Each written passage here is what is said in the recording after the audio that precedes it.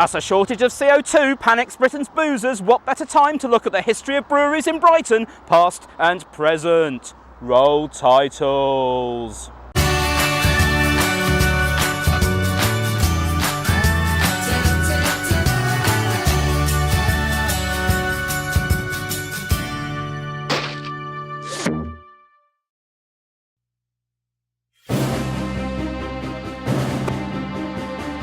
We begin with the big two, and the biggest of all was Tamplin's. Richard Tamplin opened the huge Phoenix Brewery in 1820, his previous brewery in Southwick having burnt down because of fire. Realising the best way to survive in the receding industry was by growing bigger, Tamplin's took over several smaller breweries in the late 19th and early 20th century, not just in Brighton and Hove, but Lewes and further afield. By the 1930s, Tamplin's had 600 pubs, including the vast majority, 400, of the ones in Brighton. The days of a brewery on every street corner were long gone. With its tied pubs forced to buy everything from them, including crisps, Tamplin's were the daddy of Brighton boozers. But not for long. Having bought up everything they could, Tamplin's found itself in a position after World War II of having no more room for growth. Now they became the target of a takeover, selling out to London brewers Watney in 1953. Tamplin's would cease brewing in Brighton 20 years later, having spent much of their final years kegging Watney Red Barrel. Ugh.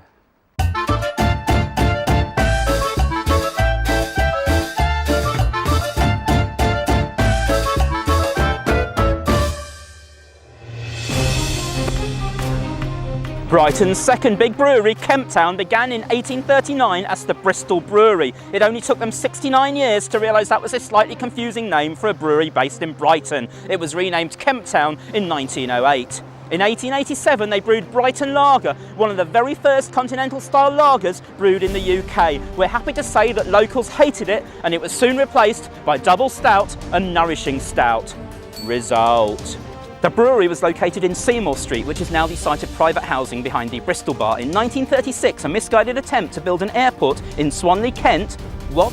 Why? You're a brewery? In Brighton? Saw the company's expansion plans slow to nothing. Less than a year after the 1953 sale of Tamplin's, Kemp Town 2 were bought out by a London brewery, Charrington. The brewery and much of Seymour Street itself was demolished in 1970. Sad face emoji.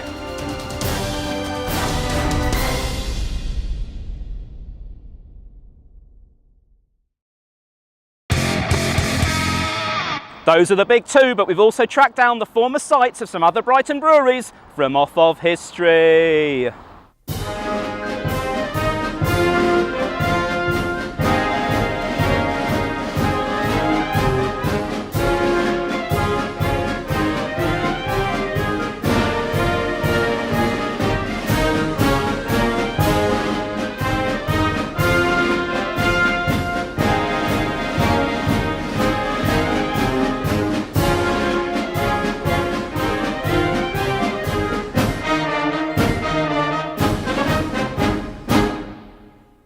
But breweries aren't just a thing of the past in Brighton, with several new ones having opened up in recent years, such as these. The tiny Hand in Hand pub has been home to a new Kemp Town brewery, an early incarnation of Brighton Beer, and these days, the Hand Brew Co.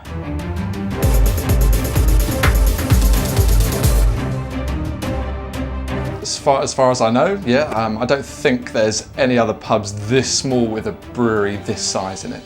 It's a fairly substantial sized brewery for basically someone's living room.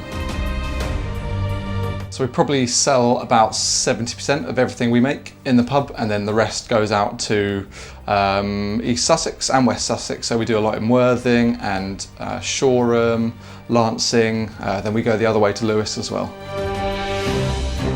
So we'll be expanding this year twice. So we've got an expansion here in September, hopefully, with some new tanks, which will double our capacity and upgrade the system a little bit. And then hopefully we'll be moving into a new unit as well by the beginning of next year to have a full production big brewery, which will be fun.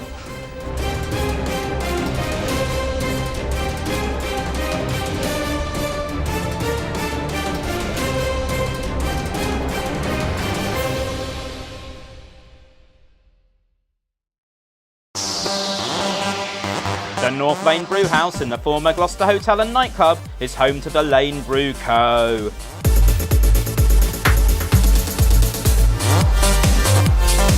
Right, so Lane Bruco started off as only North Lane Brewhouse, which is right here. We're a 5-barrel brewery, and we've been brewing on this site for approximately 5 years now. Well, here it's very much still fairly small quantities. You know, we tend to only supply this pub and then a couple of the other pubs in Brighton here and there if they request special beers. So we produce about approximately 750 litres each time we brew here.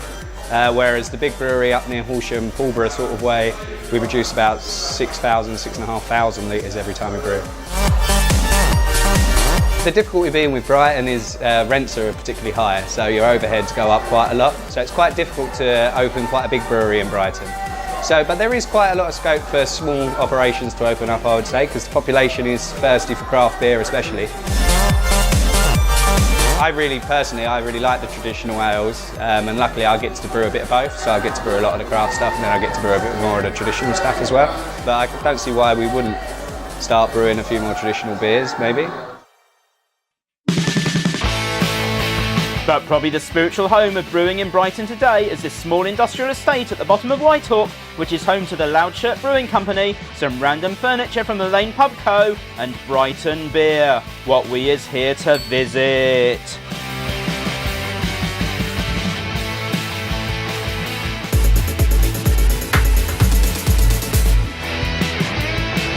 Brighton Beer came about as an idea in 2011. We started brewing in 2012. The basic idea was to bring brewing back to a city that once upon a time had a really thriving brewing environment across all scales, commercial, sort of corner breweries and all sorts. And by the late 70s, all of that had gone. Dark Star started brewing in the basement of a pub and then moved out of town. So we thought it was about time to bring proper commercial brewing back to the city. The industry's all about exchange of ideas anyway, so we're all pretty tight. We haven't actually done a proper collab to date, but we all drink in the same pubs, and I think there's a collaboration in the pipeline in the not too distant future. We're definitely looking for another retail outlet somewhere in the Sussex area, if not in Brighton. Brighton Bierhaus has been open for over a year now. It's been a great success, and it's really important for us to have that connection with the retail customer. So the more opportunities we can have to get beer direct and quickly from the brewery into a glass in the hands of a customer rather than going through wholesalers or a national distribution, that's much better for us. So we've always got our eyes open, looking for something new. And that's the story of Brighton breweries, past and present. Cheers. Next week on Fact Me Up, we visit Devil's Dyke and the South Downs. What is the actual countryside? Let's hope there are no creatures. Whoa!